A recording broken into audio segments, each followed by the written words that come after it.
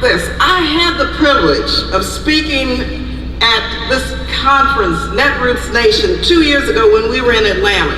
And there were no women in Congress from Pennsylvania. Look at where we are now. These poor women are making history, and their voices are being heard loud and clear. Also, let me just acknowledge some of my colleagues who are here with us today, some dynamic, fresh women in Congress whose brilliance and whose boldness and whose bravery gives our caucus really new strength and vision. Ayanna Pressley, who you'll hear from in a minute, and Rashida Tlaib, who you'll hear in a minute, Ilhan Omar, Deb Haaland, and of course I've got to acknowledge my Oakland sister, who is changing the landscape of politics, who's going to moderate the panel, Amy Allison. Congressional District. We do now have a historic number of progressives in the House of Representatives, including a historic number of women and women of color. And we have a powerful progressive caucus co-chaired by two great leaders, Congresswoman Pramila Jayapal and Congressman Mark Pocan.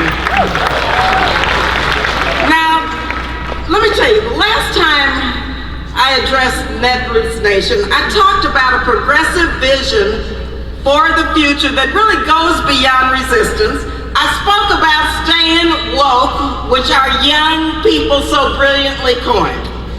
Now, 2 years ago, and let me tell you what I said. I said we have a moral obligation to stay woke, to take a stand and be active, challenging injustices and racism in our communities and fighting hard against hatred and discrimination wherever it rises. Now, someone thought, whoever was listening, that I had an interesting idea about what it meant to stay woke, so much so that they added the definition of woke to the Merriam-Webster dictionary with this quote in there, citing the Netroots comments I gave at Netroots Nation. So now, my brothers and sisters, we are in the dictionary as woke progressive people. So thank you. What do you say to women of color, to whom you are a symbol, a great symbol of what is possible in this country, who are feeling angry, sad, frustrated, and hurt by the recent words that have minimized your impact or even villainized you or tried to say that put the work that you're doing, the critical work, on the side. In other words, try to silence the work that's being done. What do you say to women of color? What's your message to us? Understanding that we are so critical to winning back the Senate and winning the White House and in organizing and all of that. What's your message? I think you have to be unapologetically you. And sometimes that means, I know for me and for a number of my sisters, that means we represent our districts. We focus on the things that matter in our districts and to bring them into the space. And that does sometimes mean I have to vote no on detaining children at the border. That means standing up against the militarization of my community, which is the northern community in Southwest Detroit, and abolish ICE. That's what I stood for, that's what I ran on. And I have to be unwavering. That's what people sent me there in Congress to do, is represent them. So there's different roles for people, but one thing it is there's 650,000 people that rely on me being their voice. And I have to never back down. And that means to outwork it, to continue to keep moving forward.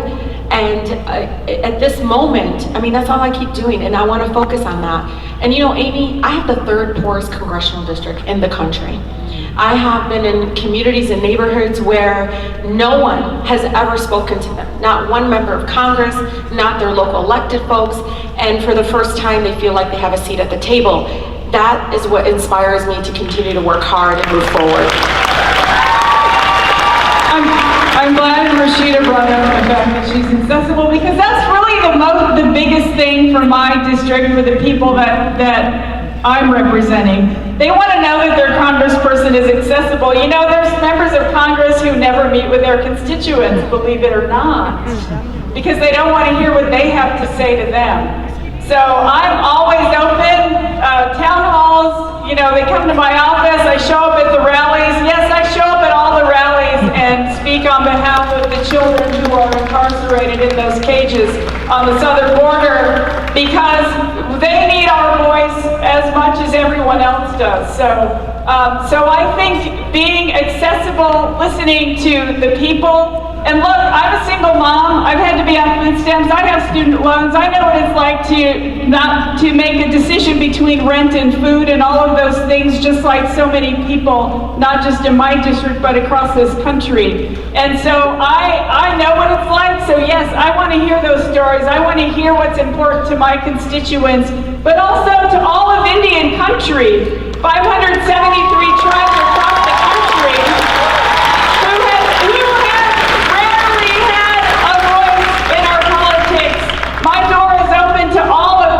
Because they have things to say, and we need to listen.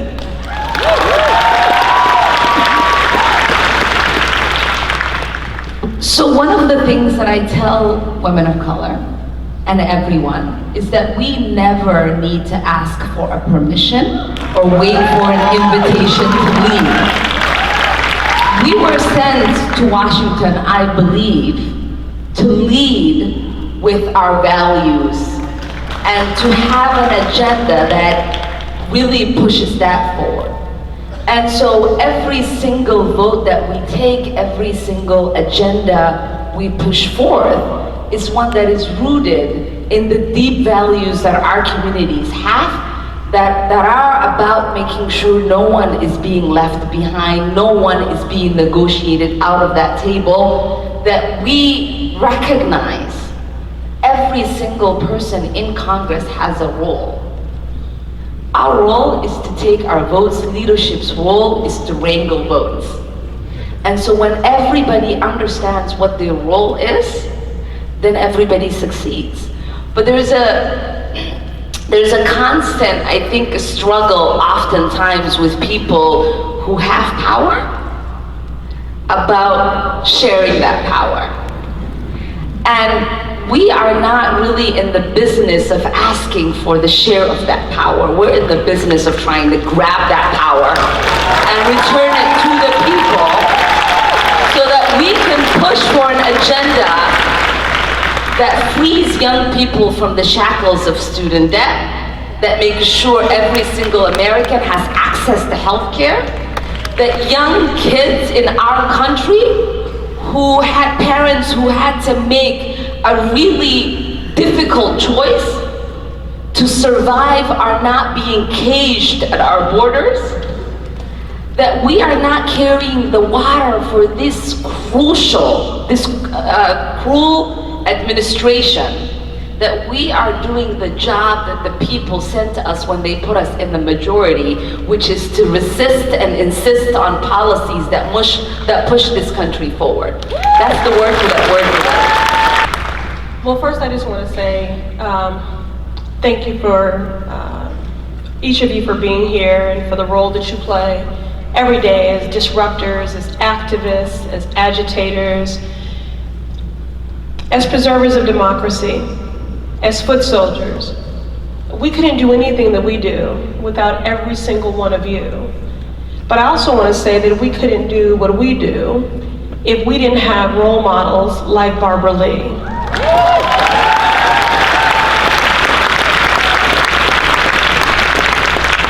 It is true, the old adage, just because it's a cliche makes it no less true. In order to be it, you have to see it.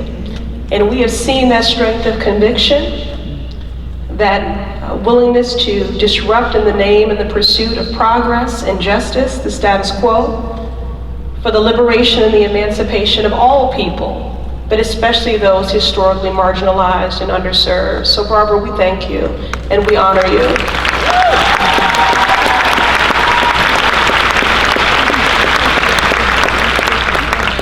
And I endorse everything that my sisters in service said here. And I'll just say that I ran for Congress to do this work from a place that is people-centered. I believe firmly that the people closest to the pain should be closest to the power.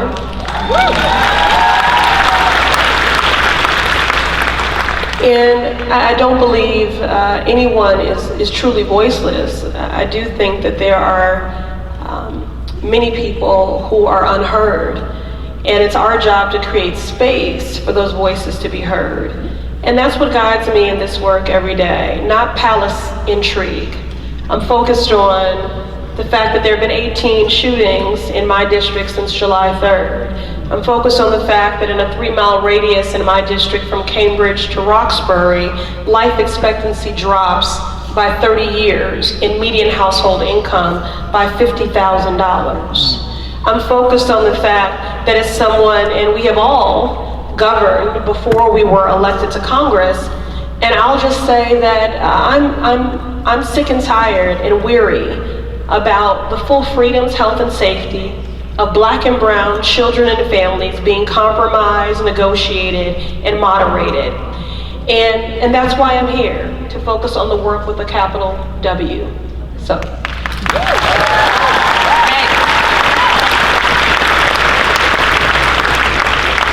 Several of you mentioned the humanitarian crisis at the border. 2 of you recently were at the border. We had a very small view into what you experienced. We saw a few small videos. We saw you speaking both in committee and in a press conference. But what we want to know is what you witnessed and what you believe would solve this problem immediately.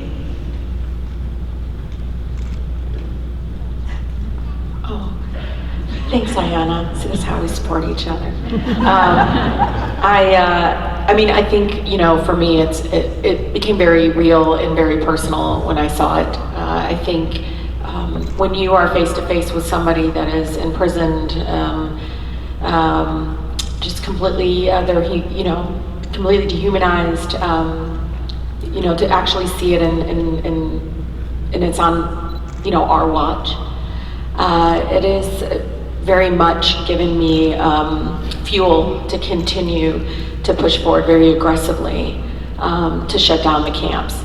And I think that's the one thing that worries me about this constant back and forth. I think in Congress, among my colleagues on the other side of the aisle, even in committee, this blame game, this constant push and pull of, well, how did we get here?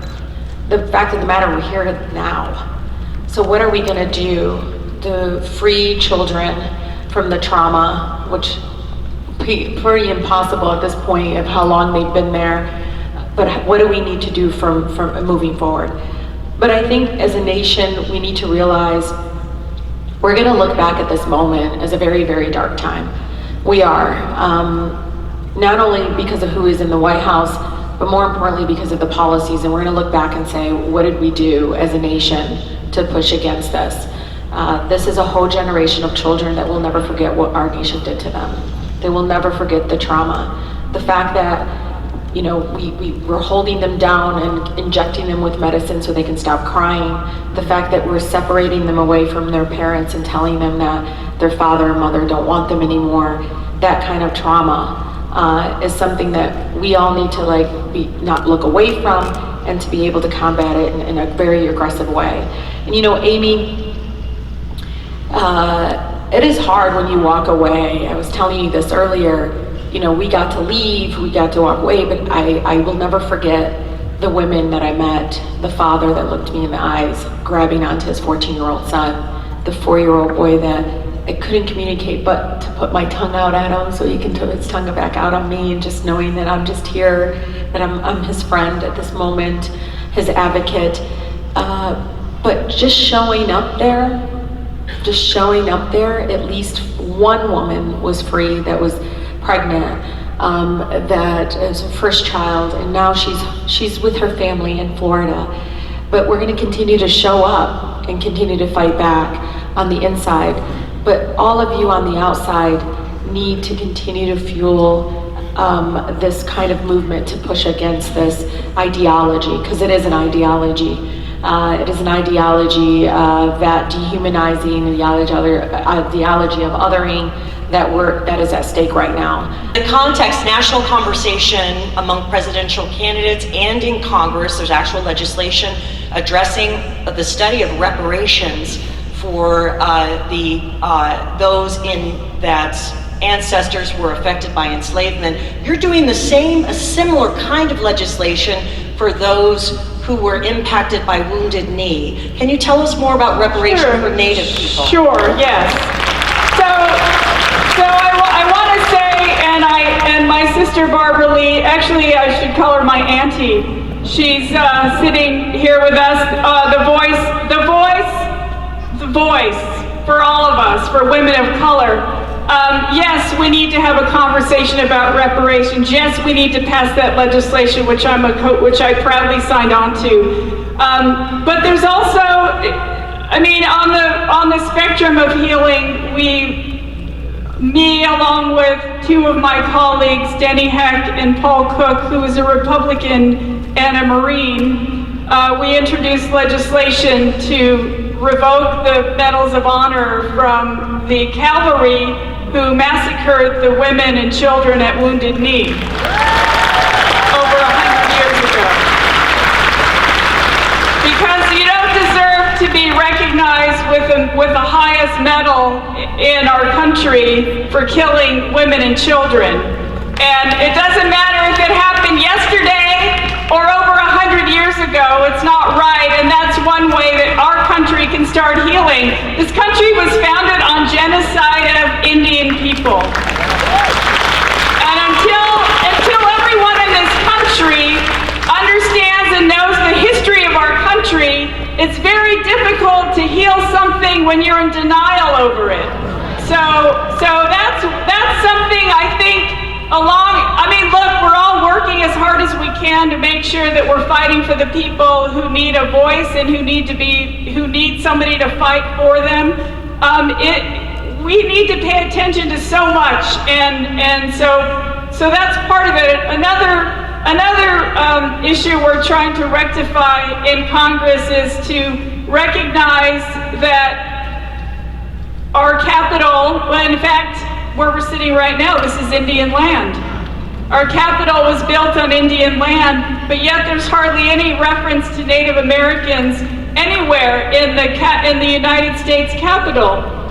There's paintings and there's reliefs and there's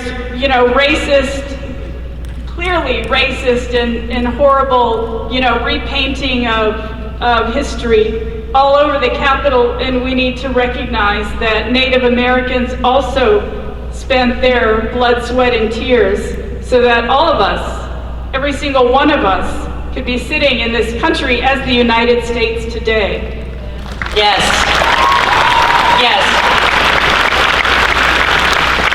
Representative Tlaib, I have to ask you, because we first met a while ago. You were on my podcast, you were in your primary, and you said back then that your commitment was to push for impeachment. Back then. Where does that stand now? Is it possible for us? We're going to impeach the MFR, don't worry. So, let me tell you. No, we're going to impeach him. No, because it's up to you. It's not up to us. It's up to you. We went from, let's not talk about it, to close to 80 members of Congress coming out and supporting an impeachment inquiry into this president. But one of the things, Amy, I think all of us have been talking about, we've been talking about all of these things that we've been talking about. Everything is centered around this ideology that has now reached the Oval Office. This ideology that right now, to me, goes against completely the values of our country, but more importantly, is directly, I believe, at my core, is directly in violation of the United States Constitution. When you have a crooked CEO that has an upgraded version of pay to play in the White House right now, he literally every single day is intertwining the Trump organization with the Trump administration. It's literally giving out contracts, everything, and it needs to be investigated. Because even when you look at these detention camps, look who is making the money. Look who is funding it. Because if you look at Trump's inauguration committee, you will see two of the companies that funded his inauguration committee is now benefiting from caging up children at the border. When you see the kind of dismantling of the EPA, of civil rights, of what they're doing on HUD, everything from housing to everything that touches our district is based on this ideology that is completely against the United States Constitution, and he does it. And you all know this. He does it dismissing the co-equal branch of the United States Congress.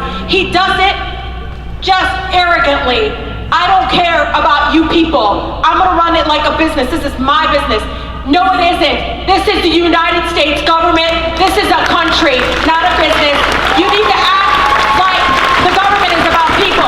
And I gotta tell you, being a woman of color in Congress and coming out so forward about this is I'm also a Muslimah in this country, and I'm raising 2 Muslim boys in this country. When you have somebody going around, hurting around, using the Supreme Court to sit there and base a bill on religious discrimination, think about it. Right now, our country has a Muslim ban. They can call it whatever they want, but they are preventing people solely based on their faith. Again, an ideology. Again, completely at its core, deep down, these are impeachable offenses. If you dig deep, you will find out that the census question that he was trying to push was all about diminishing people of color from getting counted. And so, I will not back down impeaching this lawless president. He will not be above the law and get away with it on my watch or any of the other people's watch that are in Congress right now calling for impeachment. Stay strong. Stay strong on this, because this is a time that if we don't call him out, if we don't push for this, if we don't make our government work for us in holding this president accountable, who is going to be the next crooked CEO that runs for president? And you know they're coming. You know they're coming. And they can't get away with it, because if they do, endangers our true core of our democracy in our country. And I can't let this go. Preach. I love Barbara Lee.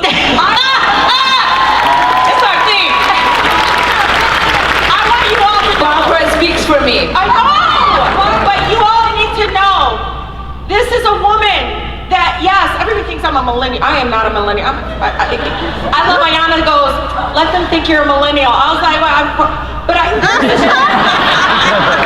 you did, one time you told me, but sis, you let them believe you're a millennial. I gotta tell you, there is a moment where you come into this massive institution and you feel almost alone, even though you're surrounded by people.